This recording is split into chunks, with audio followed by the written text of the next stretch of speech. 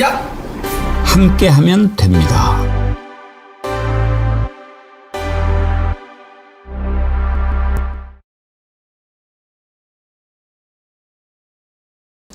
여러분 안녕하십니까? 백운기입니다.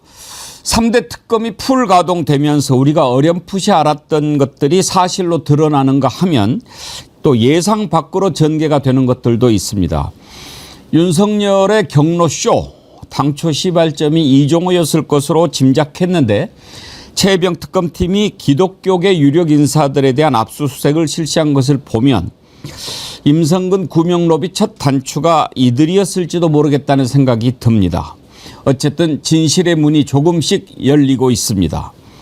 이런 와중에 슬슬 도망자들이 나옵니다. 삼부토건 주가 조작 사건의 핵심 인물인 이기훈이 영장심사에 나오지 않고 자취를 감췄는데 밀항을 시도하고 있다는 첩보가 입수됐고 집사 게이트의 핵심 김예성은 베트남을 떠나 태국으로 피한 사실이 확인됐습니다. 우리는 그 배후를 김건희로 의심합니다. 아니 확신합니다. 이번 주에는 김건희 소환되겠지요. 생방송 백운계 정치 1번지 출발합니다. 정어리 몰에서 이번에 특별히 준비한 상품 제가 여러분들께 특별히 좀 소개합니다. 이번에 여러분들이 뭐 그동안에 정어리 선크림 제가 댓글 읽어드리고 그분들께 많이 드렸기 때문에 잘 아실 텐데요.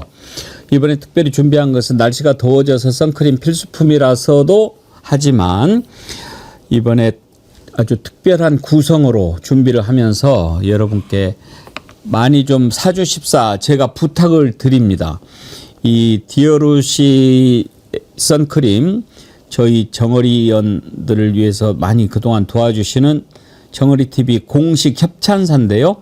이번에 정어리 선크림 좋은 구성으로 여러분께 소개를 좀 해드리려고 합니다. 그러니까 여러분이 이번에 많이 구입해 주시면 디어루시 정어리연 협찬사에 도움이 되고 우리 정어리TV에도 큰 힘을 주신다 하는 말씀 드립니다. 이번에 구성은 1+1, 2+2 이렇게 구성을 했는데요.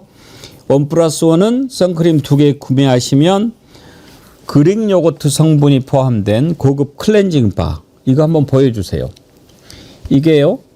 비누 같은 건데 클렌징 바인데요. 단순한 비누가 아니고 머리를 감으셔도 되고 클렌징 얼굴 지워지기도 하고 거품이 아주 많이 나고 또 부드럽고 순한 그런 클렌징 바거든요. 아주 좋습니다. 이것만으로도 좋은데 이거를 무료로 드립니다. 그러니까 1+1 선크림 바르고 또 지우셔야 되잖아요. 이걸로 지우시면 되는 거예요.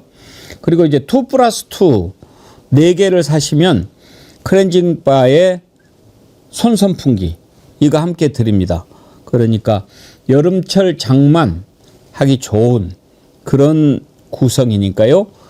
이번에 잘 장만을 하시면 좋겠습니다. 여러분 그동안에 우리 정어리몰에서 추천하는 거 많이 사랑해 주셨는데 이번에도 정어리 선크림 많이 아껴주시기를 부탁을 드립니다. 여러분 주말 잘 보내셨습니까? 지난 5일간 전국에 그야말로 물폭탄이 떨어져서 지금까지 18명이 숨지고 9명이 실종되는 참 많은 인명피해가 났습니다. 이번 비를 보면 마치 미사일을 쏘듯이 어느 그냥 한 군데 팍 이렇게 표적을 정해서 폭탄을 터뜨리고 그런 식으로 비가 오지 않았습니까? 그래서 산청, 가평 이런 곳에 또 피해가 집중이 됐고 광주에서도 인명피해가 났고 그랬는데요. 참 언제 어디에서 이렇게 많은 비가 쏟아질지 예보도 제대로 할 수 없는 그런 상황이라서 피해가 더 컸던 것 같습니다. 일단 이제 비는 좀 물러갔고 오늘부터 또 폭염이 시작된다고 하는데요. 이렇게 변화무쌍한 날씨에 여러분들 건강 잘 챙기시기 바랍니다.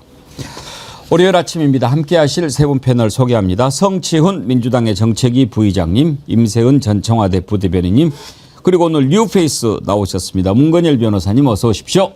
반갑습니다. 안녕하세요. 문건일 변호사님은 강혜경 씨 지금 변호인 맡고 계시죠? 네, 맞습니다. 그리고 또 박정훈 대령 변호도 하셨다고요? 예, 징계 사건 변호하고 있습니다. 아, 지금도 하고 계십니까? 네, 하고 있습니다. 예. 그러면 김규현 변호사님, 정구승 변호사님 이런 분들하고 함께 하십니까? 예, 맞습니다. 네.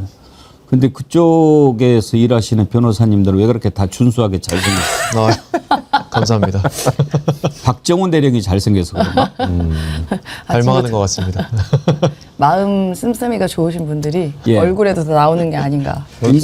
임세은 소장님 보면 알 수 있죠. 약간 오늘 방향이 예. 오른쪽으로 약간 틀어서 앉으신 것 같아요. 이렇게 다르게 약간 꼭 이렇게 참여를 해야 되나? 네. 예. 앞으로 잘 부탁드립니다. 예, 잘 부탁드리겠습니다. 제가 사실은 우리 문건일 변호사님 화면에서 이렇게 그 강혜경 씨 변호할 때 기자들에게 이렇게 얘기하는 모습을 보고 야, 어쩌면 저렇게 또 멋진 변호사님이 계신가 해서 이렇게 모셨는데 여러분들 마음에 드시죠? 예. 특검 수사를 오늘 집중적으로 짚어볼 텐데 그 전에 어제 이제 우상호 수석이 이재명 대통령 결심한 내용을 전했지요. 일단 강선우 여가부 장관은 그대로 가는 것 같고 이진숙 교육부 장관 후보자는 지명 철회를 했습니다. 여론이 많이 안 좋았지요. 그래서 어떻게 할까 궁금했는데 임세은 소장님, 대체로 이런 경우에는 자진 사퇴 막 이런 식으로 많이 하지 않나요? 근데 보통, 지명 철회 네. 했단 말이에요. 어떤 의미라고 보십니까? 그러니까 보통은 그 후보자의 모양새를 생각해서 좀 자진 사퇴의 기회와 그런 형식은 그렇게 취해 주기는 하는데요. 지명 철회를 했다는 것은 어쨌든 국민 정서에 대해서 응답을 했다라고 생각합니다. 사실 이진숙 후보자의 경우에는 그 인사청문회에서도 보셨지만 개인적인 논문 표절이라던가 자녀 유학 그런 문제는 좀 차치하고 나서도 좀 너무 전문성에 대한 의심을 지울 수가 없었거든요. 어떻게 보면 저도 사실 그 부분에 대해서 조금 개인적으로는 좀 안타까운 부분이 있었는데 국민의힘 의원 다 아시지만 그 내란 정당 아닙니까? 내란 위원 정당 해도 마땅한 그 국민의힘의 의원들 그분들도 그 수준 낮은 의원들에게 어떻게 보면은 퀴즈를 내는데 그 퀴즈를 못 맞히는 듯한 모습, 그러니까 너무 좀 수준이 떨어지는 거 아니냐 그런 모습을 좀 보여줬어요. 그래서 그 개인적인 논란 빼고라도 이 부분에 대해서 문제가 있는 거 아니냐라는 의심이 있었습니다. 어떻게 보면은 학부모, 저도 사실 두 아이의 학부모이기 때문에 이 부분에 대한 내용은 알고 있는 부분이지만 학제에 대한 문제라던가 교육 시스템, 나이스 이거 너무 기본적인 거거든요. 그 부분에 대해 대답을 못하고 국민의힘 의원한테 약간 혼쭐이 나는 모습에서 저는 좀 약간 대통령의 누가 되는 거 아니냐? 이런 여론이 있었습니다. 아마 그 부분에 대한 좀 반영이 아닐까 싶습니다. 그리고 사실 교육부 장관이면은 이제 사회부총리니까 내각의 서열 3위지요. 우리가 이번에도 사회부총리까지 대통령 권한대행 하는 거 보지 않았습니까? 그랬는데 대학 총장을 했다고 하지만 초등교육의 중요성, 우리가 지금 공교육도 회복을 해야 되고 이런 것들이 매우 중요한데 그런 부분에 대해서는 좀 약한 모습을 보였지요. 교육청 교육부도 잘 구별을 못하고 막 그랬어요. 그렇죠. 더군다나 그 자녀들을 해외 유학 보냈기 때문에 그게 더 부각이 될 수밖에 없었죠. 그러니까 자녀들을 한국에서 교육시키지 않은 사람인데 전문성이라도 갖고 있었으면 교육 현안에 대해서 그러니까 우리 민주당 인사청문위원 입으로 이렇게 얘기하더라고요. 술술술 나와야 되는데 정말 술술술 나오기는커녕 좀 탁탁 막히는 경우들이 많았거든요. 그 때문에 아까 국민의힘 의원들이 퀴즈 내듯이 법정 수업 일수 며칠 되냐 이런 것들은 대답 못할 수 있다고 생각합니다. 근데 그런 것들을 넘어서서 뭔가 근본적인 문제 의식이나 그 공교육에 대한 고민거리들 이런 것들을 하지 않았다는 것이 너무 명백하게 드러났기 때문에 근데 저는 그래도 지명 철회는 전 거의 처음 보거든요. 그리고 아마도 후보자가 자진 사퇴를 거부했을 가능성도 있지 않겠나. 그렇기 때문에 이런 좀 독특한 지명 철회라는 저는 지명 철회는 왜냐하면 대통령에게 부담을 주는 거거든요. 왜냐하면 그렇죠. 대통령이 지명한 것을 다시 걷어들인다. 그러니까 우리가 인사 검증을 잘 못했다는 건 자백하는 꼴이나 다름없기 때문에 자진 사퇴를 좀 해줬어야 된다고 보는데 끝까지 버틴 게 아닐까라는 생각을 좀 해봅니다. 저는 그래도 이번에 그 과정을 보면서 정치를 보여줬다 그런 생각을 합니다. 그 전에 윤석열 같으면 상상도 못하는 일이었고 이번에 특히 이 과정에 이재명 대통령이 그냥 결단을 내린 것이 아니고 여야 원내대표들을 불러서 들었지 않습니까? 그러니까 그 여론을 수렴하고 또 정치권의 의견을 듣고 그렇게 한 다음에 숙고해서 이렇게 결정을 했던 그 과정. 정치가 살아있고 정치가 뭐다 하는 것을 보여줬다는 것은 상당히 좀 평가할 만한 부분이라고 생각합니다. 문건일 변호사님은 이번에 청문회 쭉 지켜보면서 어떤 사람들은 좀 곤란하겠다 그렇게 생각하셨나요? 일단은 뭐 한번 말씀해 주셨지만 이 자진 사퇴를 지금 보통은 권고를 했었잖아요. 과거에는 보면 권고를 했는데 자진 사퇴를 권고하지 않고 사실 지명 철회로 나아갔다는 거는 이재명 정부가 지금 이제 지명 철회에 대한 부담, 이제 이걸 다르게 좋게 해석을 해보면 앞으로 능력 없는 사람이 나올 거면 각오하고 나와라 라는 의미로 사실 조금 받아들여지긴 하거든요. 그렇기 때문에 사실 장관 인선과 관련해가지고 이렇게 조금 생각을 갖고 있던 사람들이 좀 다시 생각하는 계기가 될 수도 있지 않을까라고 생각을 하고 있습니다. 강선우 의원은 그대로 이제 임명을 하는 것 같은데 네. 성치훈 부의장님은 혹시 보좌관 생활을 하셨나요? 네, 했습니다. 지금 이번에 이제 갑질 논란 가지고 막 보좌관들이 들고 일어나고 그랬는데 실제로 민주당에서도 보좌관들 사이에 안 좋은 여론들이 많이 있었습니까? 그렇죠. 제가 저번 주에 여기서 얘기했던 게, 그러니까 전략을 좀 잘 짜면 그런 보좌관들이 나서는 경우까지는 안 갔을 거라고 좀 보거든요. 그러니까 강선우 후보자가 뭐 누구나 또 과거에 약간 안 좋게 헤어지는 보좌관들도 있을 수 있잖아요. 근데 좋게 헤어지는 좋은 관계를 맺고 있는 보좌관들도 충분히 있잖아요. 그러면은 좋은 관계를 맺은 보좌관들이 나서서 그 문제를 해결하는 방식으로 전략을 짰어야 되는데, 뭔가 이 메신저 안 좋은 관계를 맺은 사람들을 공격하다 보니까 이 보좌진들 사이에서도 웅성웅성하는 분위기가 분명히 있었고, 그리고 좋은 관계를, 강선우 후보자랑 좋은 관계를 맺고 있는 보좌진들이 선뜻 나서지 못하는, 그래서 마지막에 좀 몇 명이 나서긴 했는데 처음부터 그 사람들이 좀 뭉쳐서 나설 수 있는 그 기회를 만들어줬어야 되는데 그걸 못했어요. 그렇기 때문에 저는 그것이 좀 너무 안타까웠다. 그것만 잘했으면 여론이 이렇게까지 나빠지진 않았을 것이거든요. 그렇기 때문에 민주당 보좌진들 입장에서는 뭐 전직 회장단이 발표를 하는 이유가, 그래도 뭐 좋든 싫든 나쁘든 뭐 좋지 않든 어쨌거나 동고동락했던 멤버들이잖아요. 그 사람들을 뭔가 거짓말쟁이, 뭐 법적 조치, 사실 법적 조치에서 좀 약간 좀 여론이 많이 바뀌었어요. 그 전까지는 그래도 우리 이재명 정부의 성공을 위해서 우리가 좀 참자라는 분위기가 좀 있었는데, 법적 조치에서 이제 설득이 안 되더라고요. 그럼 어떻게 보좌진 법적 조치를 얘기를 하냐? 그러면서 거기서 좀 성명까지 내는 쪽으로 흐르게 된 계기가 전 법적 조치였다 보기 때문에 좀 안타깝습니다. 전 전략적으로 일주일 동안 제가 저번 주에 전략적으로 잘 대처하면 충분히 돌파할 수 있다고 얘기했는데 그 전략을 잘 못 짠 게 좀 아쉽습니다. 그래요. 강선우 장관 후보자 임명을 두고 상당히 고심을 많이 했을 것 같은데, 임세훈 소장님은 강선우 장관 임명 네. 어떤 결단이라고 보십니까? 고심 끝에 아마 내린 거라고 보고요. 근데 또 확정적인 것처럼 또 이야기는 안 하시더라고요. 뭐 아직은 그 임명하겠다가 아니라 뭐 좀 지켜본다는 뉘앙스로 아니 그건 아닌 것 보였어요. 같아요. 어제 우상호 정무수석이 이제 발표를 했잖아요. 기자들 앞에서.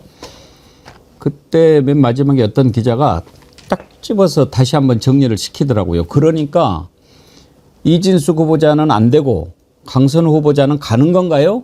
그랬더니 그렇다고 이야기를 했어요. 네, 일단 뭐 근데 그 우상호 정무수석이 앞에 하신 말씀과 뒤에 하신 말씀이 약간 좀 예. 결의 차이가 약간 있더라고요. 근데 뭐 결정은 아마 대통령실에서나 다 고심을 하고 있을 거라 보고, 또 현역 의원이고 또 오랫동안 같이 했던 그런 동료였기 때문에 그런 부분도 저는 봤을 거라고 보고, 강선우 후보자의 과거에 이제 있었던 여러 가지 약자에 대한 뭐 정책이라던가 뭐 여성에 관한 여러 가지 입법들, 이런 것들을 충분히 고려하지 않았나 싶습니다. 뭐 이런 논란들은 조금 추후의 과정을 보고 뭐 개인적으로 또 설득을 하든 혹은 언론을 통해서 강선우 후보자가 공식적인 사과를 하든 뭐 이런 절차를 좀 봐야 될 것 같고요. 뭐 아직까지는 계속 크게 또 다른 논란이 있지 않고서는 임명을 하는 분위기인 건 같습니다.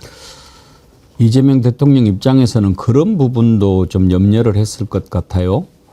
이제 이진숙 장관 후보자 같은 경우에는 대통령이 추천을 하지 않았다라고 하는 사실이 정규재 씨를 만난 자리에서 이야기하면서 밝혀졌고, 강선우 후보자 같은 경우에는 이번 대선 때 TV 토론도 맡아서 열심히 일을 했고 또 의정 활동, 대변인도 하고 그랬을 거예요. 그런데 만약에 이번에 낙마를 시킨다.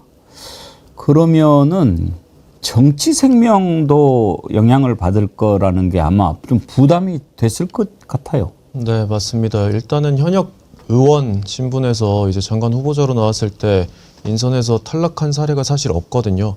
그래서 이재명 정부에서 만약에 처음으로 그 부분을 탈락을 시키게 되면 뭐 향후 뭐 정치 생명이라든지 이런 부분에 영향이 갈 수 있기 때문에 일단 내각 분위기 자체도 조금 뭐 안 좋아질 수 있다라는 우려가 분명히 있을 겁니다. 그렇기 때문에 그 부담을 굳이 안고 갈 것이냐. 왜냐하면 강선우 후보자에 대한 내용을 보면 사실 뭐 능력적인 부분에 대한 평가는 아니었잖아요. 뭐 인성적인 부분에 대한 평가였지. 그래서 이재명 정부의 그 능력주의 기조 하에서는 사실 용인될 수 있는 인사가 아니냐라고 해서 굳이 그 부담을 드러내지 않고 인선을 하는 게 맞다라는 지금 분위기가 조금 있는 것 같습니다. 그야말로 강선우 후보자는 이제 여가부 장관에 임명이 되면 일로 보여줘야 할 겁니다. 그렇지 않으면 이재명 대통령한테 부담을 주는 일이 될 테니까요. 예, 앞부분에 잠깐 내각 임명과 관련해서 살펴봤고요. 특검으로 가보겠습니다. 최혜병 특검이 지금 이제 교계 인사들에 대해서 압수수색을 실시했는데 사실 이게 상당히 부담 가는 강제 수사일 겁니다. 왜냐하면 다른 데는 몰라도 이 종교계를 터는 것 쉽지 않거든요. 더군다나 이번에 압수수색을 진행한 순복음교회 그리고 극동방송 여기를 맡고 있는 목사들은 상당히 영향력이 큰 사람들이거든요. 순복음교회는 단일교회로는 세계 최대거든요. 거기 이영훈 목사 그리고 극동방송의 김장환 목사 이 사람들에 대해서 압수수색을 했다. 이건 정말 특검이 부담스러운 부분인데 민주당도요. 특검이 지금까지 수사하는 것에 대해서 항상 강하게 푸시를 했는데 이번에 나온 반응을 보면 조심스럽죠. 아무튼 뭐 종교계와 뭔가 부딪히는 것은 항상 정치권으로서는 신경 쓰이는 일 아니겠습니까? 그럼에도 불구하고 여기에 대해서 압수수색, 강제수사에 들어갔다라고 하는 것은 자, 문건일 변호사님. 네. 압수수색은 물론 관련된 증거를 확보하기 위한 절차지만 네, 맞습니다. 압수수색을 결정하기까지는 뭔가 이건 해봐야 될 혐의가 발견됐다. 이걸 보여주는 것 아니겠습니까? 맞습니다. 일단은 뭐 구명 로비와 관련해서 그 종교계 인사들과의 연관성이 이미 충분히 진술이나 이런 것들로 소명이 됐다라고 하죠. 일단은 뭐 유죄 처벌하기 위해서는 범죄 증명이 있어야겠지만 압수수색을 위해서는 어느 정도 소명은 됐기 때문에 영장이 발부가 된 것이고요. 영장이 발부가 됐으면 사실 범죄 증명을 하기 위해서 특검 입장에서는 당연히 압수수색에 착수를 해야 되는 것이죠. 그러면 그 전에 불렀던 사람들 진술이나 이런 걸 통해서 봤을 때 뭔가 구명 로비성 뭐 연결이나 전화나 뭐 이런 전원이나 이런 게 있었다고 본 거죠? 네, 구체적인 내용은 뭐 밝혀지지 않았습니다만 뭐 이제 윤석열 씨나 이제 김건희로부터 이제 임성근이나 아니면 뭐 여러 가지 주변인들을 통해서 그렇게 전화가 들어갔다라는 부분은 이미 보도가 많이 되고 있거든요. 그렇기 때문에 그 부분에 대한 지금 범죄 소명이 있는 이상 사실 뭐 이게 정치적으로 조금 부담은 될 수는 있어요. 왜냐하면 종교계를 안 건드리는 이유가 표가 많지 않습니까, 사실. 하지만 이제 이재명 정부 들어가지고는 사실 극우화된 그런 경향성에 대해서는 딱히 인지를 조금 뭐 조심스럽게 보지 않고 극우는 조금 물리쳐야 되는 대상이다. 내란과 뭐 내란 동조 세력들은 극복해야 되는 대상이다라는 지금 프레임으로 가고 있기 때문에 그런 부분들과 관련해서 지금 극우화된 뭐 종교계 인사들이 있지 않습니까? 그런 부분들과 관련한 이제 이제 표가 문제되는 부분들 그런 부분들에 대해서 겁을 내지 않고 이제 압수수색에 나아가는 그런 모습을 보이는 게 사실 저는 굉장히 조금 용기가 있다라고 그렇죠. 보이거든요. 보통 마음 먹고는 어렵죠. 우리 문건일 변호사님은 이제 박정훈 대령 변호도 하셨는데 네. 그동안에 우리가 최혜병 순직 사건과 관련해 가지고 그냥 짐작하기에는 이종호가 아무래도 김건희하고 관계가 있으니까 네. 임성근, 이종호, 해병 같은 연결고리로 해서 이종호한테 부탁을 했고 이종호가 김건희한테 얘기를 했고 김건희가 윤석열 얘기해서 이렇게 경로하는 쇼를 해서 이렇게 사건을 만든 것처럼 생각을 했단 말이에요. 네. 근데 만약에 지금 그쪽에 교계 인사들 쪽으로 지금 초점이 맞춰진다면 우리가 기존에 알고 있던 구명 통로가 다른 거였다 이렇게 볼 수 있을까요? 예, 조금 달라질 수는 있겠습니다만 사실 그 구명 로비와 관련된 전체적인 틀 자체는 유지는 됩니다. 사실 그걸 누굴 통해서 갔느냐, 그렇죠. 그리고 지금 저희가 이제 특검이 시작될 때는 처음에 최상병 사건이 있었고 마지막에 경로가 있었다. 그렇기 때문에 이 부분에 대해서 이런 사건들이 발생을 했다라는 것인데 사실 그 중간 다리를 이제 특검이 파헤치는 거거든요. 그렇기 때문에 전체적으로 이제 죄의 입증의 수준에서 보자면 큰 틀에서는 달라지는 게 없다라고 보시면 되겠습니다. 윤석열, 김건희를 움직인 게 도대체 누구냐 하는 건데 지금까지는 이종호였을 것이다. 네. 근데 이종호가 설사 그 구명 로비와 관련이 없다 하더라도 이번에 나오는 기사들을 보면 변호사법 위반 짓을 많이 한 것 같아요. 네, 맞습니다. 일단 본인 재판 관련해서도 뭔가 김건희를 통해서 압박을 해서 뭐 집행유예로 빠져나왔다. 이런 지금 의혹도 있습니다.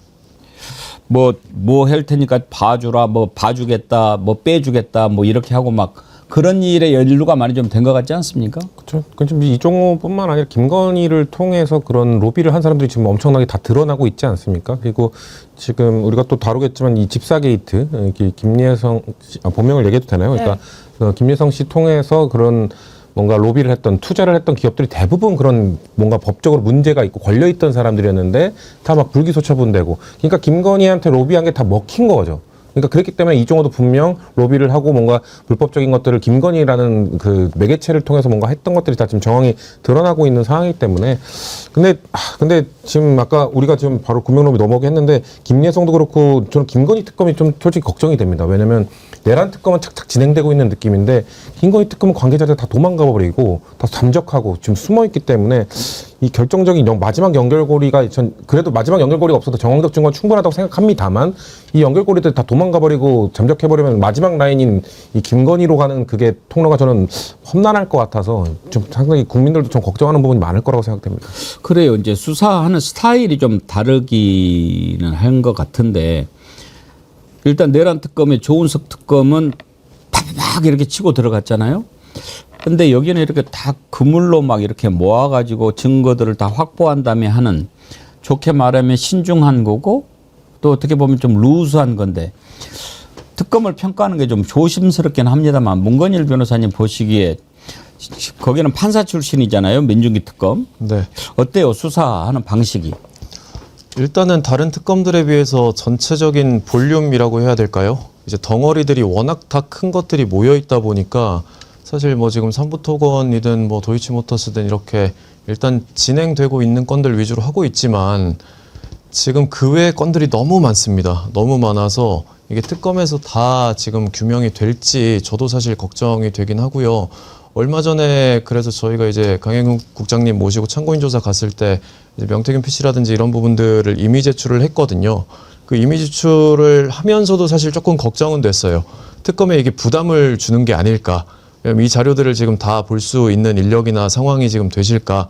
하지만 사실 뭐 실체적 진실이 발견이 돼야 되니까 저희 입장에서는 뭐 제출하는 게 맞겠다라고 해서 제출은 했지만 일단은 지금 빨리 다른 특검들에서 조금 성과를 어느 정도 보이고 나서 인력이라든지 이런 부분들을 조금 도움을 주시면 아마 김건희 특검 쪽에 도움이 되지 않을까 생각을 하고 있습니다. 지금 특검 규모가 어떻습니까? 내란 특검보다 김건희 특검이 더 수사 인력이 적죠.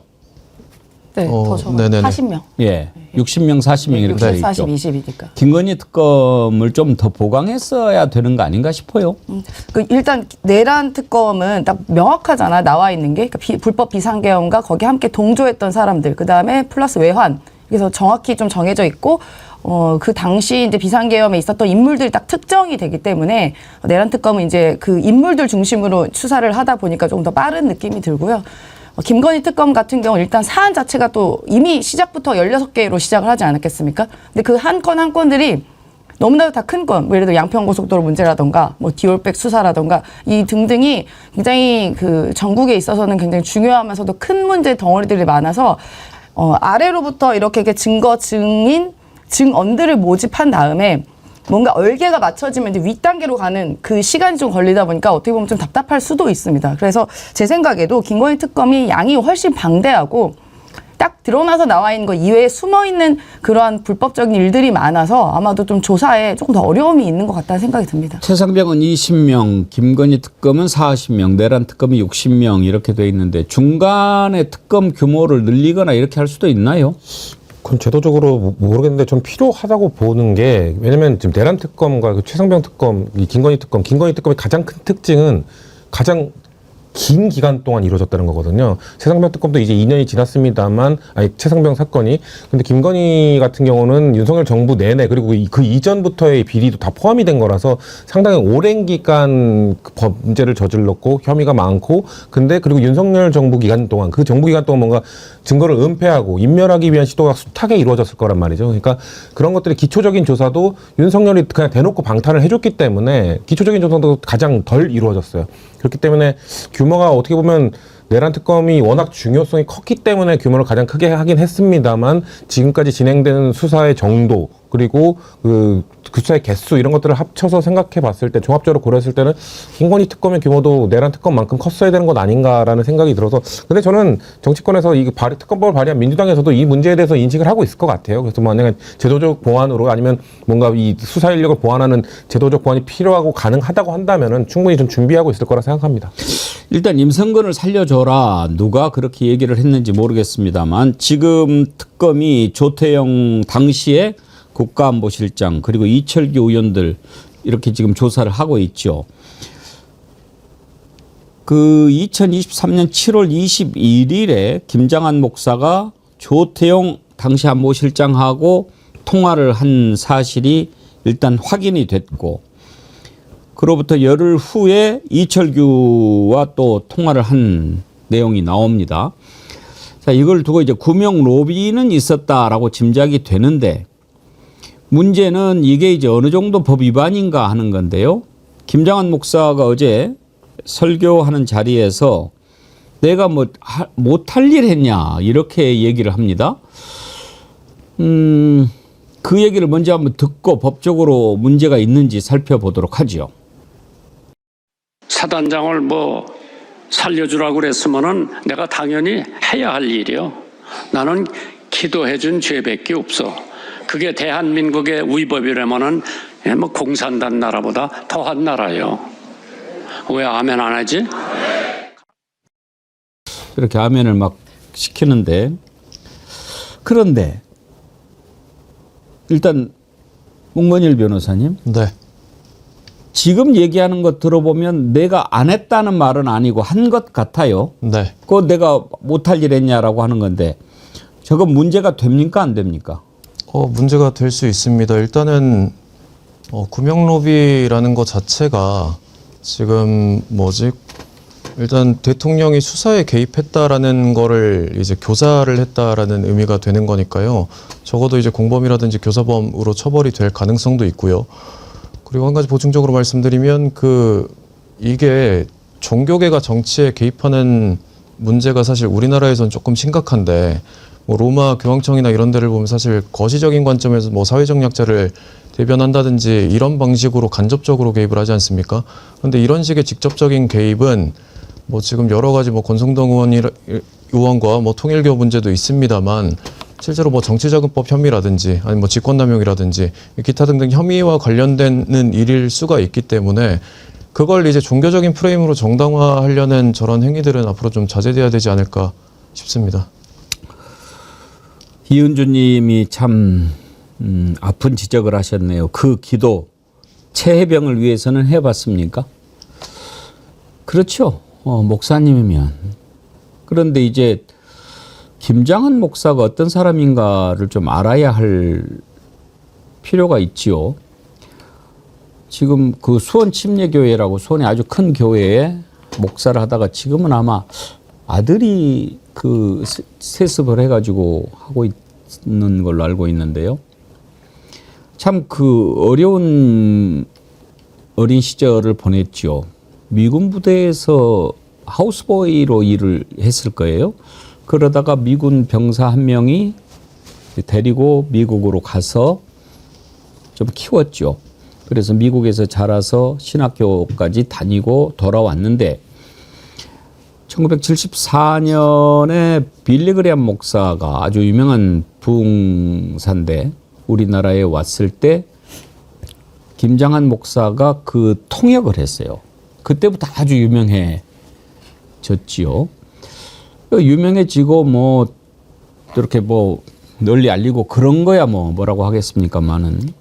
근데 이 김장한 목사가 이제 극동방송도 만들어서 선교도 하고 이렇게 교계에서 열심히 하는데 보면은 이상하게 이 보수 쪽의 대통령들과 아주 가깝게 지내요. 그러니까 좀 너무 그쪽에 많이 이렇게 좀 가 있다.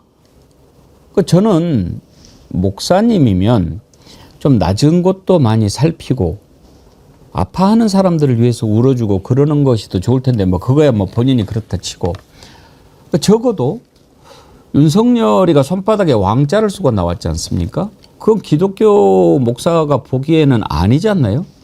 그러면 그 부분에 대해서 그러는 거 아니다라고 얘기하는 것이 더 맞는 것 아닌가요?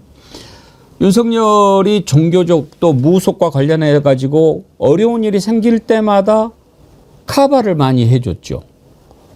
성경책도 뭐 이렇게 주면서 이건 말이야 내가 준 거라고 이야기해 뭐. 국가 조찬 기도회라고 가끔 또 교계에서 많이 하는데 그때도 윤석열 위해서 기도해달라 이런 이야기를 했어요. 한번 들어보시죠. 개혁의 새벽을 깨워야 됩니다. 그것을 위해서 여러분들이 오늘 여기 모이시면서 나라와 민족을 위해서 기도하시는 줄 믿습니다. 여기 여러분들 다 대통령님을 위해서 기도 많이 하시는 줄 믿습니다. 국회를 위해서 기도해 주세요. 군대를 위해서 기도해 주세요.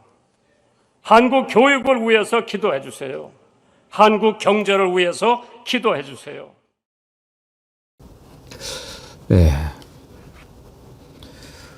윤석열을 위해서 저렇게 애를 많이 썼고 또 보면 전두환 때도 아주 전두환하고 가까웠어요. 하여튼 보수 뭐 이명박 또 박근혜 다 이렇게 가깝게 지냈는데 전두환을 2019년 12월 12일 그때 그 12.12 사태 기념으로 이제 그 강남에 있는 식당에서 측근들하고 술 한잔 하고 그랬지 않나요? 그때도 김장한 목사가 동석을 했지요. 그 사진 한번 보여주시겠어요? 아, 영상으로 있나요? 좋습니다. 한번 보여주시죠. 영부인께서 말씀을 같이 여쭤보려고 왔습니다. 가깝게서 김자가 뭐하러 내가 얘기했지. 아니 왜? 맞는 말은 맞는 말씀인데. 아유 어떤 말 그래? 그래. 대변인이 잘 지켰다. 아니야. 대변인이 아니에요. 그래 뭐야? 부인이야? 너 어디서 믿는 얘기 하나 내려고 해야지. 아들이나 이거 믿는 얘기. 아들이나.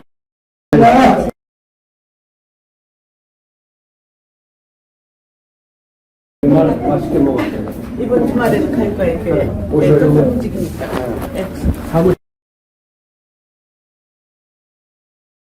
이분 내려가셔야지. 어디? 네, 내려갔다. 네. 각각 정유정 대표 이만솔입니다. 오늘이 저 12월 12일 군사 쿠데타 당일인데요. 오늘 이렇게 근신하고 자중하셔야 될 너를 이렇게 축하 기념회를 이러시면 안 되죠. 그날 전두환 바로 앞자리에 앉아 있네요, 김장한 목사. 네, 네. 참, 근데 저분들 입틀막은 뭐 어떻게 보면 오랜 전통과 역사인가 봅니다. 저기서도 입틀막을 해버리네요. 지금 폭력행위라고 보여지는데요. 근데 김장한 목사가 뭐 마른 목사라고 하지만 저는 사실 기독교의 탈을 쓴 교주 행세를 하는 사람이라고 정의를 하고 싶습니다. 뭐 그동안 보면은 왜 친한지 알 것 같아요. 그 독재 독재를 그렇게 하고 그 수많은 사람을 생명을 앗아갔던 저 전두환 일당들과 지금 저기서 뭐 하는가. 그 반성에도 모자를 파네. 아까 저 이만솔 부대표 얘기하신 것처럼 근신에도 모자를 파네. 술판을 벌이고 있는 저 작태. 어떻게 저게 종교인입니까? 그래서 종교인이라 부르지 않고 보통 정교인이라고 부릅니다. 정치 종교인. 그러니까 이 사실상 정치 행위를 하면서 종교의 탈을 쓰고 있는 것이죠. 저는 저런 사람들이 종교란 이름으로서 목사란 행시를 한다는 것에 대해서 정말 진실하게 기독교를 믿는, 하나님을 믿는 사람들에 대한 정말 어떻게 보면은 치욕스러운 일이라고 봐요. 정말 진심으로 믿는 분들에게 치욕적인 일이고, 이 김장환 이 사람은 미국 개신교와 연결 통해서도 이제 정계랑도 굉장히 친하다고 하고, 어떻게 보면 한국 개신교에 영향을 굉장히 많이 주는 이런 사람이라고 합니다. 그리고 따져보면 이 사람이 전두환이랑 통할 수밖에 없는 게 이 자체가 굉장히 그 독재, 북한식 추종하는 세력이라고 보여져요. 왜냐하면 이 사람이 경복대 32주년 행사에서 그때 이제 경복대의 명예이사장, 초대 명예이사장으로서 흉상을 제작합니다. 흉상. 살아있는 사람이 흉상을 제작하고 그 제작식에 가요. 제막식에 갑니다. 이게 무슨 그 기독교를 믿는 사람들의 행위인가요? 흉상을 제작하고 거기에 개막식을 갔다? 아니, 우리 성경에 보면 우상을 숭배하지 말아라는 얘기 있지 않습니까? 그럼 전형적인 우상 숭배의 한 표본이 이렇게 그 흉상 같은 거 제작하고 그 앞에 뭐 기도하고 절하고 이러는 거 아니에요? 그럼 뭐 하는 거예요? 정말 기독교를 모욕하는 일이라고 생각이 들고요. 이참에 이런 정치 종교인들이 좀 확실히 좀 뿌리를 뽑아야 된다. 왜냐하면 나머지 정말 믿는 분들한테 굉장히 치욕적이고 모욕적이니까 저는 이참에 개신교도 정화가 필요한 시점이다 이렇게 생각합니다. 전 이 와중에 궁금한 게 저 당시에 전두환은 전 재산이 29만 원인데 샥스핀을 어떻게 먹었을까라는 게 궁금하고. 누가 내줬나? 그러니까 저런 아까 김장환 목사의 그 연설 그 거기에서 갑자기 왜 아멘 안 하지 강요하는 것 그러다 보니 그런 사람이다 보니 저렇게 독재자들과 가깝게 지내는 게 아닐까라는 생각이 들고 그리고 내가 기도한 게 뭔 잘못이냐고 하잖아요. 저 태도 윤석열이랑 똑같아요. 윤석열도 내가 대통령으로서 사단장이 그 처벌받는 거 잘못됐다고 생각해서 지적하는 게 왜 잘못됐냐 뻔뻔하게 얘기하거든요. 근데 누구나 지금 이 해병 구명 로비 사건에 대해서 뭐가 문제인지 다 명확히 알고 있잖아요. 초동 수사를 했던 박정훈 대령이 수사한 것을 억압해서 바꾸고 이첩 보류하고 이거를 뭔가 인위적으로 만들었던 잘못되게 만들었던 거기에 지금 기도만 한 게 아니라 전화도 한 거예요. 전화 압력을 넣었는데 권력 행사를 한 겁니다. 그렇기 때문에 지금 뻔뻔하게 내가 기도한 게 뭔 잘못이냐라고 말하지만 지금 본인의 잘못은 기도만 한 게 아니라 전화하고 구명 로비에 참여를 했기 때문에 그게 문제라고 말하는 것이기 때문에 글쎄요 저는 아까 우리가 이 주제를 처음 다룰 때 종교계를 다루는 게 참 좀 예민하고 민감한 부분이라고 합니다만 저는 성역은 없다고 생각합니다. 죄가 명확하게 통한 내역이나 이런 것들이 착착착 맞아 들어가기 때문에 사실 특검도 저 사람들에 대한 수사를 진행한 것이기 때문에 저 사람들이 저는 피할 구멍은 없다라고 저는 생각합니다. 그러니까 부담스러운 거죠. 이 종교계 지도자 특히 이제 어떤 교회 목사들 같은 경우에는 그 교인들한테 미치는 영향력이 절대적이지 않습니까? 그러면은 김장환 목사가 그래 나 전화해서 뭘 잘못했는데 나 그 사람 위해서 기도해 준 거 아니냐 이렇게 이야기를 해요. 순복음교회 이영훈 목사는 어제 설교에서 또 이렇게 밝혔어요. 나는 최상병 사건 부탁한 적도 없다. 이렇게 얘기를 했어요. 그러면 적어도 순복음교회 그 수많은 교인들은 나중에 설사 최혜병 특검에서 이영훈 목사가 구명 통로로 활동했다라고 하는 것이 드러났다. 이렇게 밝히더라도 아니 우리 목사님이 부탁받은 적도 없고 부탁한 적도 없다고 이야기했는데 그 교인들이 어떤 말을 믿겠습니까? 바로 이게 종교계를 대상으로 한 수사라든지 진실을 밝히는 것에 가장 큰 어려움이 아닌가 싶어요.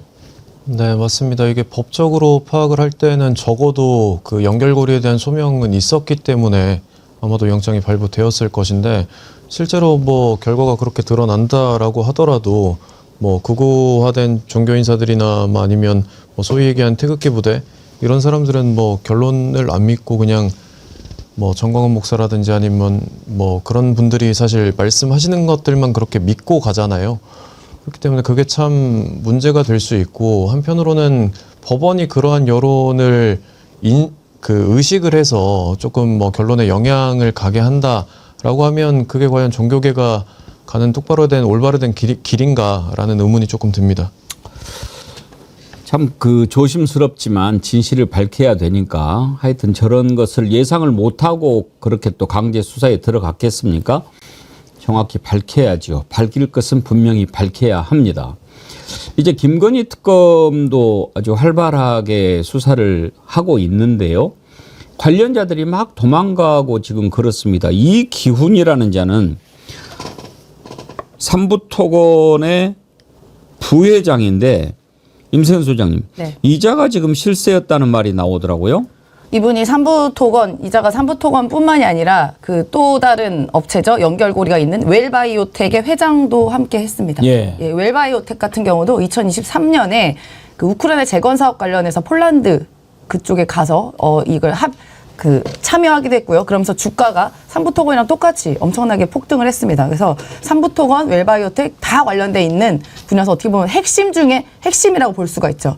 그래서 이 자가 지금 밀항을 일단 시도를 했다고 알려져 있고요. 특검 측에서는 해경에다가 일단 요청을 했습니다. 밀항 관련해서 이제 수사할 수 있는 범위를 요청을 해서 아마 다양한 각도로 다양한 어떻게 보면은 그 방식을 통해서 이자의 밀항을 막고 신변 확보하기 위해서 이제 노력을 할 것이라고 보고요. 밀항을 했다라는 의미가 이거 아니겠습니까? 잘못을 인정했다라고 보여지는 거 아니겠어요? 잘못한 게 없고 당당하다면 특검 수사에 본인이 가서 당당하게 수사에 임하면 됩니다. 그리고 억울한 거 소명하면 되는 것이고요. 그러니까 밀항을 했다는 것은 내가 크게 잘못을 했다라고 대대적으로 알리고 인정했다. 저는 그렇게 생각이 듭니다. 그리고 그 과정에서 김건희 씨가 어떤 영향을 준 건 아닌가, 도망을 하라고 사주한 건 아닌가에 대해서도 분명히 밝혀져야 할 것이고요. 하나 걱정되는 것은 이분이 도망만 간 것인가, 행불되는 건 아닌가가 또 걱정이 됩니다. 행불. 네.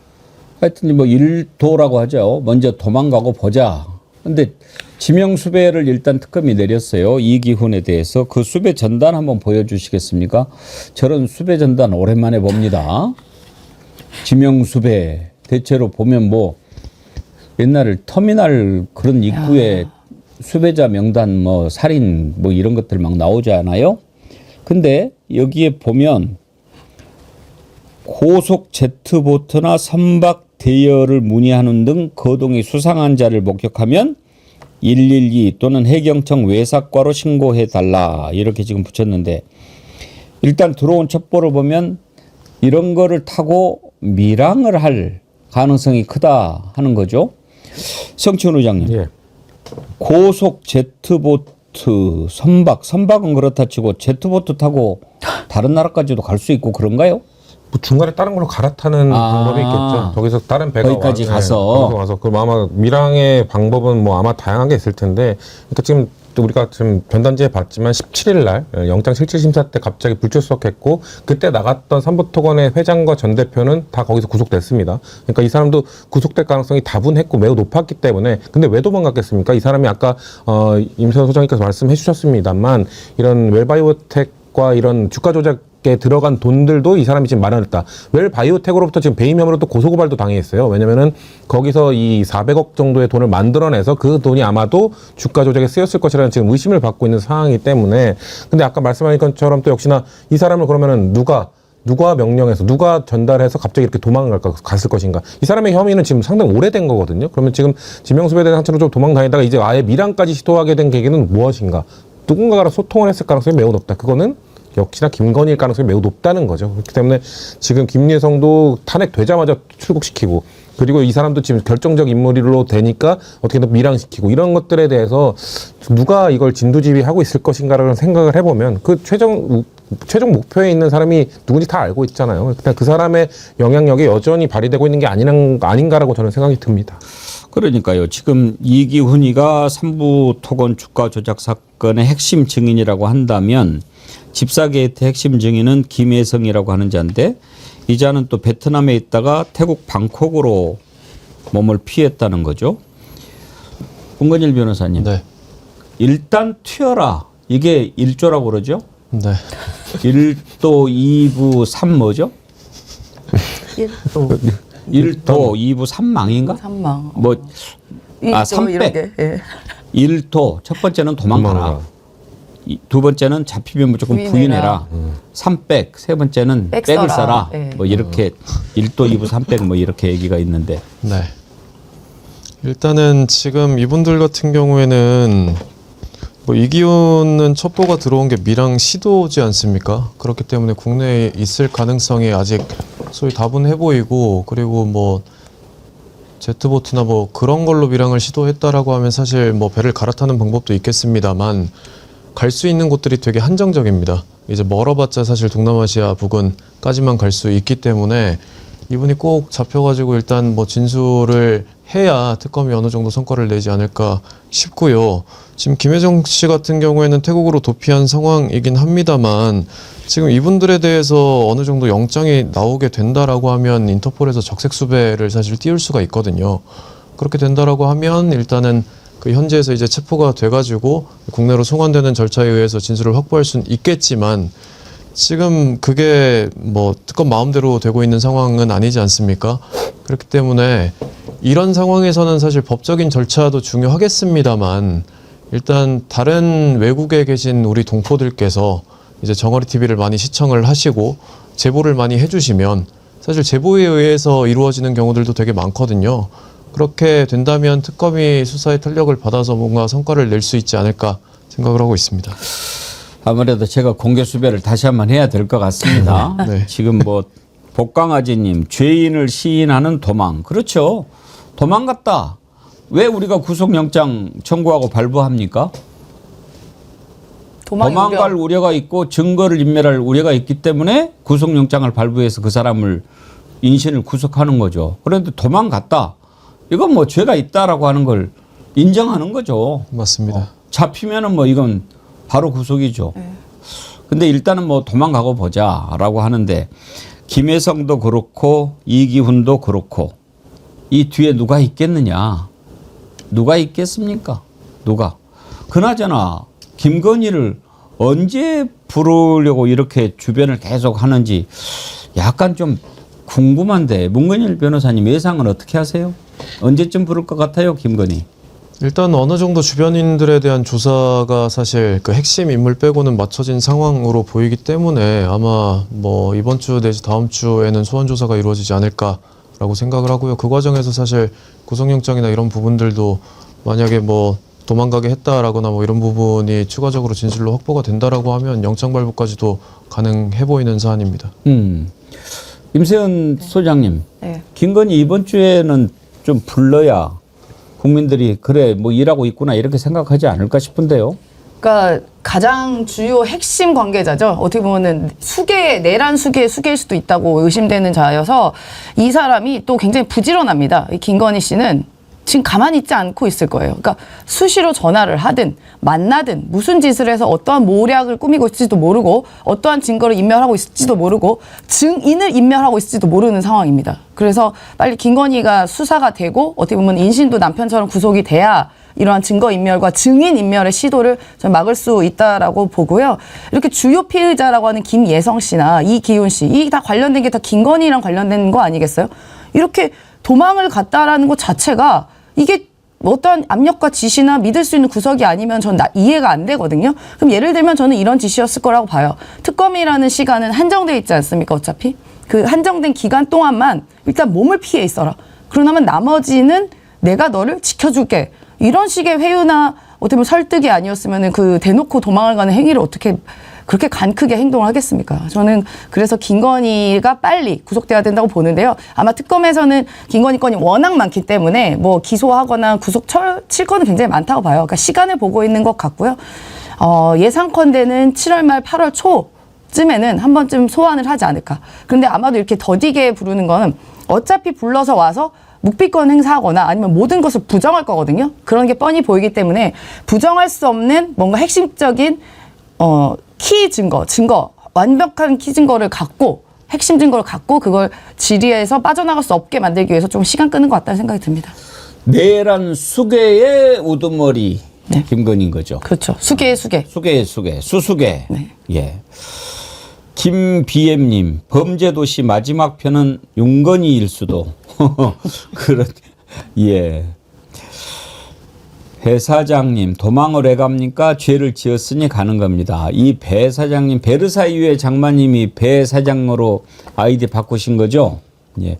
베르사 이후 장마 좋았는데 너무 길어서 그런 거 아니면 장마를 쓰시니까 비가 많이 와서 바꾸셨는지. 지인형식님 시간 타임상 백앵커님 좋아요 유도 시간입니다. 혼나기 전에 잠시 시간 내서 꼭 눌러주세요. 아, 혼내기는요 제가 부탁드리는 거죠. 그런데 그러긴 하네요. 예, 좋아요 눌러주세요. 안진걸 소장님이 또 임세은 소장님 아이고. 나오셨다고 33700 보내주셨습니다. 백운기, 성치훈, 문건일, 임세은 네 분과 모든 정어리원 화팅 아자입니다. 정어리 TV 어서 100만 가자. 임세은 식당 TV 10만 가자. 임세은 소장님 추종자 모임. 이희성, 오동현, 고부건, 최장한, 문종태, 이승훈, 오동현 TV, 안진걸 TV 올림. 갈수록 숫자가 늘어나네요. 저희 계속 모집하고 있고요. 지금 이렇게 슈퍼챗을 쏘기 위해서 회비를 걷고 있다고 합니다. 아직도 내란중님, 안진걸 소장님 꼬리 잡고 화이팅 하셨고 최송아 님도 꼬리 잡고 화이팅 이어주셨네요. 예, 감사합니다. 김건희 빨리 일단 소환해서 진술 받고 구속시키고 이렇게 해야 특검이 정말 제대로 돌아가는구나 할 텐데 아무튼 민주기 특검 상당히 신중해요. 그런데 그 신중한 거 신중하다는 평가 나올 때가 좋은 겁니다. 예, 너무 질질 끌면 국민들이 불안해할 겁니다. 외환죄도 지금 계속 내란 특검이 조사를 하고 있는데 일단 김용대 드론 사령관 구속영장을 청구했습니다. 문건일 변호사님, 네. 김용대는 일단 외환죄와 관련해서 가장 중요한 게 드론을 보낸 게 과연 윤석열 지시였냐 아니냐 이게 가장 핵심 아닙니까? 네, 맞습니다. 일단 이분이 17일에 특검에 출석을 하셔가지고 진술을 했는데요. 일단 뭐 진술 내용이 명확하게 밝혀지진 않았습니다만 그 과정에서 뭔가 적법하게 절차에 따르지 않고 원래 적법하게 절차를 따르려면 뭐 국방부라든지 합참이라든지 이렇게 거치고 나서 사실 그 드론을 띄우는 작업이 진행됐어야 하거든요. 근데 그런 게 아마 생략되고 그렇게 나갔다라는 진술이 확보된 게 아닌가. 그래서 다음 날에 이제 체포가 된 게 아닌가. 지금 그렇게 생각을 하고 있고요. 지금 이분 같은 경우에는 이제 외환이 여러 가지가 있어요. 형법에 보면 뭐 외환 유치가 될 수도 있고 일반 이적이 될 수도 있는데 외환 유치 같은 경우에는 이제 외국과 통모하는 경우에 뭐 사형 무기징역 이런 수준이고 일반 이적 같은 경우에는 사실 지금도 가능해 보입니다. 대한민국의 군사상 이익을 해하거나 적국의 군사상 이익을 공유한 자는 무기 또는 3년 이상의 징역에 처하게 되어 있거든요. 그렇기 때문에 일단은 본인이 이제 계엄의 빌미를 만들기 위해서 적법한 절차를 따르지 않고 드론 사령관으로 하여금 적국에 이제 드론 비행을 보내서 뭔가 전시 사태를 유발하려고 했다라는 것은 충분히 외환죄에 해당 거의 입증이 됐다라고 보입니다. 김용대 사령관 이자는 진작에 옷을 벗은 줄 알았더니 아직도 그 자리에 그대로 있더라고요. 그러니까 지금 군이 정신이 없는 거죠. 빨리빨리 정리를 해야 되는데. 그런데 내란 특검에 나와가지고 전혀 사실이 아니다 또 이렇게 부인을 했어요.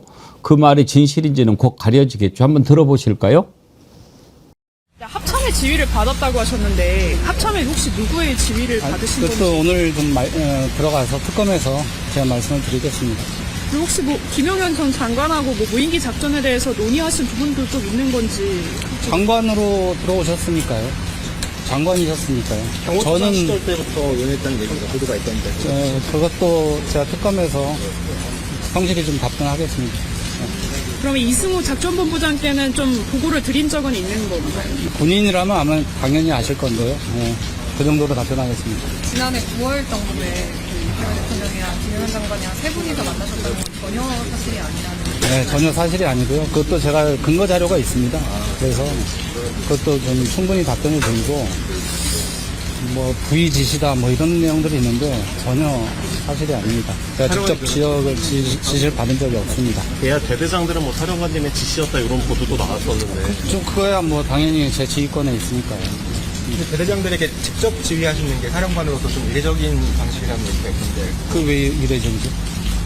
직접 지시하신 거는 이례적이지 않. 제 지휘권에 있는데 이례적인 게 아니죠. 그럼 무인기 작전 수립 자체는 누구 지시로 이루어졌는지 그것도 특검에서 잡아주겠습니다. 너무 군사작전 관련돼서 질문하시는 것에 대해서는 좀 자제를 좀 부탁드립니다. 이상입니다. 감사합니다. 그러니까 내가 지시한 것은 맞다. 그런데 윤석열이한테 지시받고 한 것은 아니다.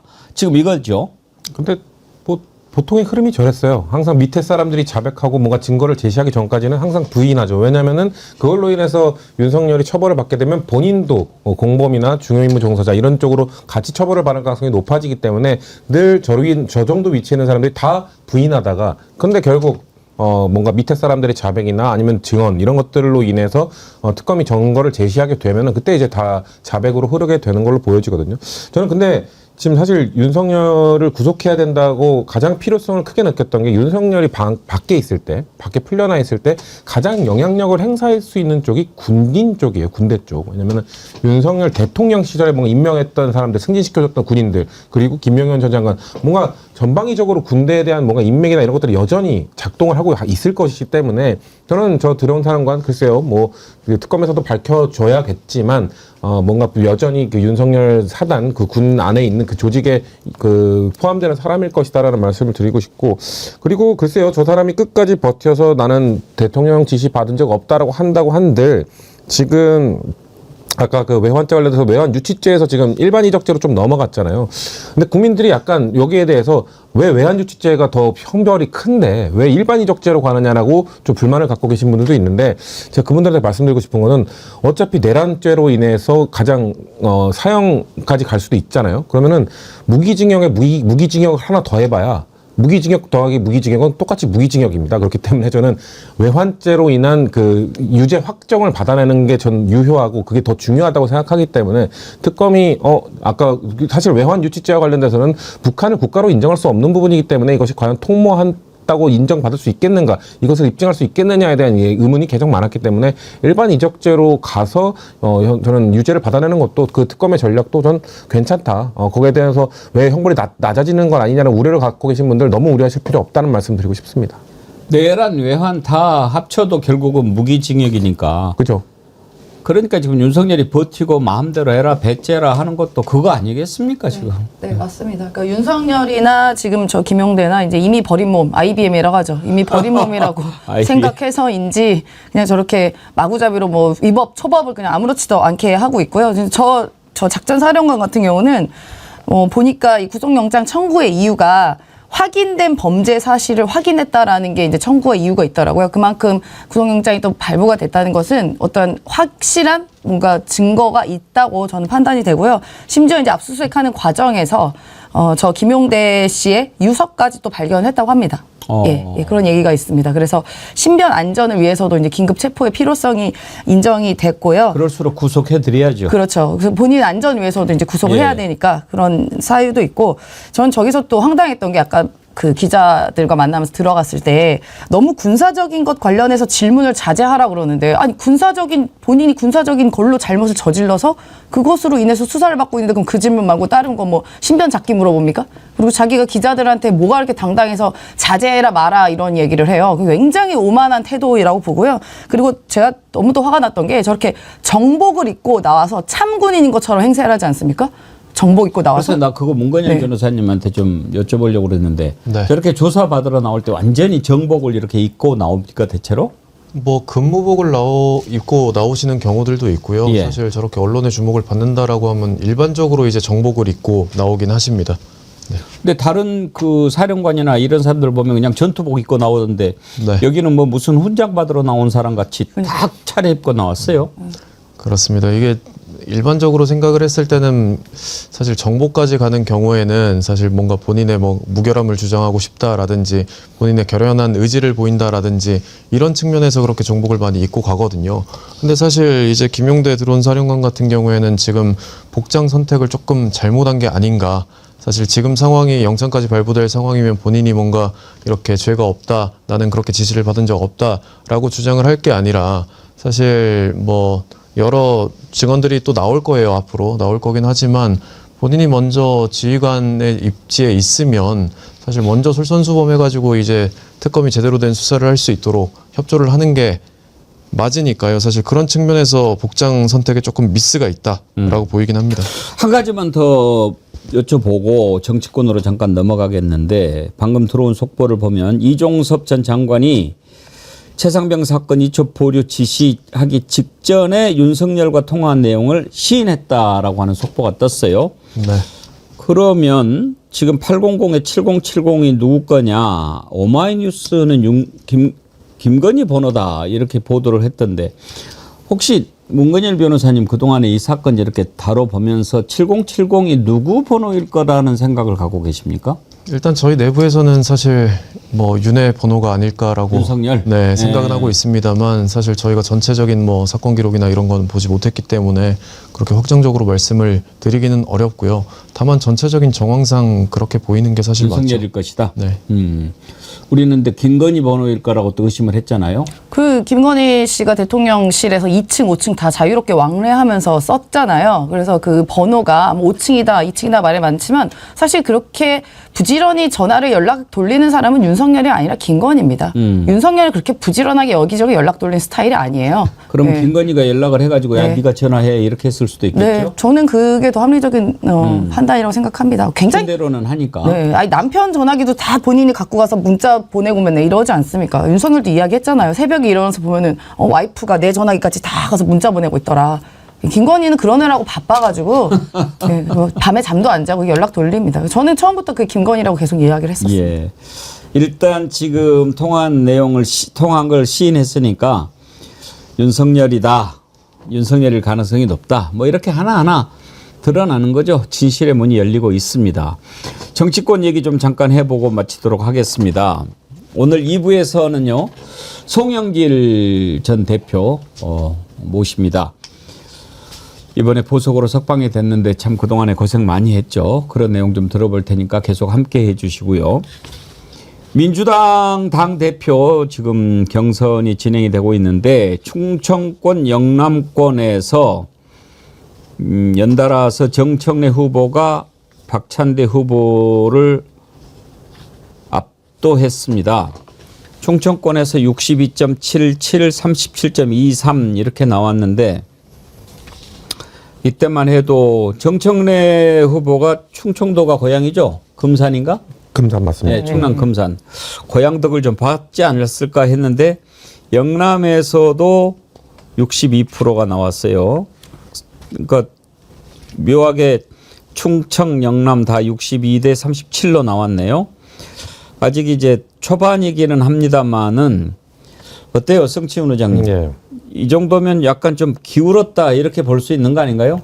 그렇죠. 생각보다 격차가 크죠. 그러니까요. 권리당원에서는 정청래 후보가 좀 앞설 것이다. 그리고 대의원 15%에서는 박찬대가 좀 앞설 것이다. 그리고 일반 국민 여론조사는 박빙일 것이다. 뭐 이런 쪽으로 좀 당내에서 얘기를 많이 했었는데 근데 건당에서 이 정도 격차일 거라고 아무도 예측 못했죠.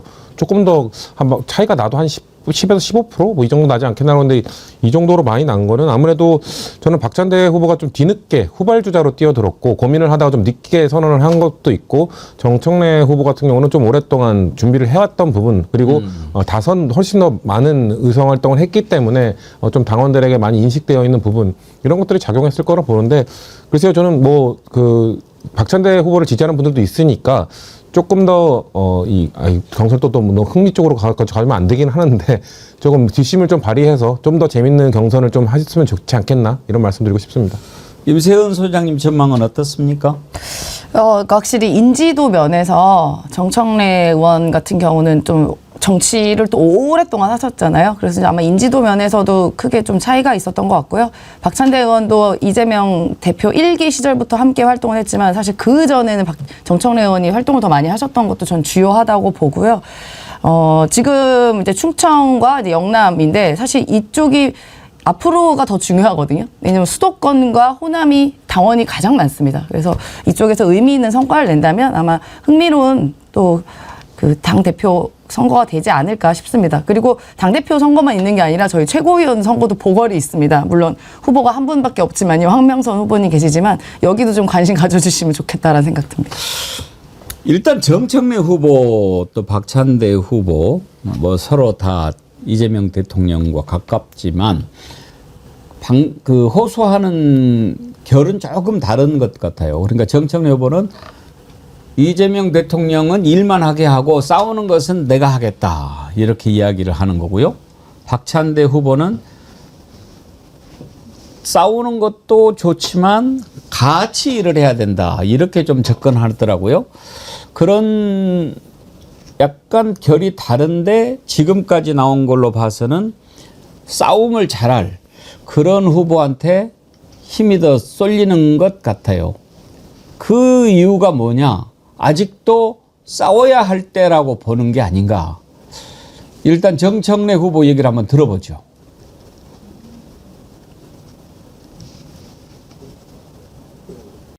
이런 사람들과 웃으면서 먼저 협치 운운하는 것이 옳지 않다 저는 이렇게 생각합니다. 그래서 일에는 순서가 있습니다. 내란 수괴의 피의자 윤석열은 철저하게 단죄 처벌해야 되고 찜마 반대나 그리고 막무가내 발목 잡기 그 부분은 허용하지 않겠다. 그것은 국회법대로 처리하겠다. 법사위원장 때처럼 지금 저런 부분들이 그래도 정권을 잡았으니까 조금 뭐 이렇게 생각하는 사람보다 더 많이 어필하는 것 같아요. 저는 지금 국민의힘의 상황이 정청래 후보한테 더 유리하게 그래서 가고 있다고 보는 겁니다. 이번에 이제 김문수가 나온다는 거 아닙니까? 근데 김문수가 나와가지고 한다는 얘기가 저쪽을 인정을 않는 거예요. 그런 것을 보면서 지금 전쟁 상황이다라고 생각한다면 더 정청래 후보 쪽으로 아무래도 지지가 쏠리지 않겠나 싶어요. 어제 김문수 뭐 출마 선언하면서 했던 얘기 한번 들어보시죠. 저는 자유 대한민국의 근간이 위협받고 있는 위기에서 우리 당을 바로 세우고 국민의 믿음을 다시 얻기 위해 출마를 결심했습니다. 개방된 문호에 여러 가지 생각이 다른 사람도 올 수 있기 때문에 그런 열린 관계를 가져가고자 합니다.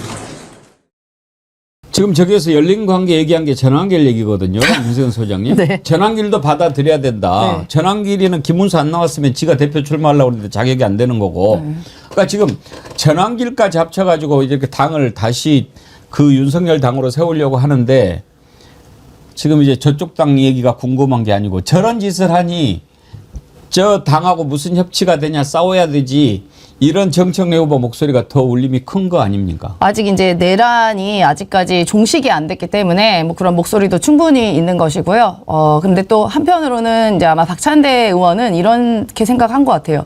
그 윤석열에 대한 파면이 어떻게 보면은 그 통과가 됐잖아요. 그 탄핵 통과가 된 게 민주당과 그 당시에 있었던 야당의 힘으로만은 또 안 됐고 어떻게 보면은 저쪽 국민의힘에서 한 10대 분이 여기서 찬성을 해줬기 때문에 통과가 됐던 면이 있지 않습니까? 만약에 그 10명이 찬성 안 됐으면 지금도 대통령은 윤석열일지도 몰라요. 아마 그런 부분에 대한 약간 고려가 있다고 생각하고요. 그 내란 종식을 위해서 어쨌든 두 분이 또 치열하게 잘 싸우셔야죠. 여러 가지로. 문건일 변호사님도 이쪽에 관심이 좀 있나요? 네, 저도 뭐 당원이긴 하기 때문에. 아, 그러시구나. 네. 민주당 당원이세요? 네. 네. 누구 지지합니까? 일단은 뭐, 네. 뭐 누구 지지하는지는 뭐 노코멘트로 하고요. 일단은 뭐 이번 당대표 선거가 참 재밌습니다. 예. 참 재밌는 게 뭔가 같이 일을 했으면 좋겠다. 박찬대 의원이 같이 일을 했으면 좋겠다라는 생각이 들면서도 이제 정청래 의원의 그 단호한 모습으로 뭔가 내란이 종식될 때까지 뭐 이끌어줬으면 좋겠다라는 두 가지 측면이 사실 공존하고 있는데 일단 뭐 고민은 계속 해봐야죠. 고민은 계속 해보고 뭐 누구를 뽑을지 모르겠습니다만 지금 상황에서 뭐 말씀해 주신 것처럼 내란 종식이 아직은 안 됐고 지금 김문수 후보가 사실 극우화 정당을 거의 만들어가고 있잖아요. 당사자가 만들어가고 있기 때문에 그런 부분을 쉽게 끊어내지 못한다라고 하면 전에 이제 법사위원장 하면서 정청래 이제 의원이 모습을 보인 그런 측면들이 훨씬 더 강하게 작용을 하지 않을까 조심스럽게 예상은 해봅니다. 네. 예, 그렇지 않아도 정청래 후보가 좀 앞서가고 있었고 박찬대 후보가 이제 골든 크로스를 얘기를 했는데 국민의힘 하는 짓이 저러니까 더 싸워야 되겠구나 이런 분위기가 좀 생기는 거 아닌가 싶은데요. 저희가 지금 일단 박찬대 후보 인터뷰가 잡혀 있죠? 언제죠? 수요일 날. 예. 알겠습니다. 그때 한번 들어보도록 하지요. 자, 오늘 1부는 여기까지 하도록 하겠습니다. 임세현 소장님, 성치훈 의장님, 그리고 문건일 변호사님 수고하셨습니다. 고맙습니다. 감사합니다. 감사합니다.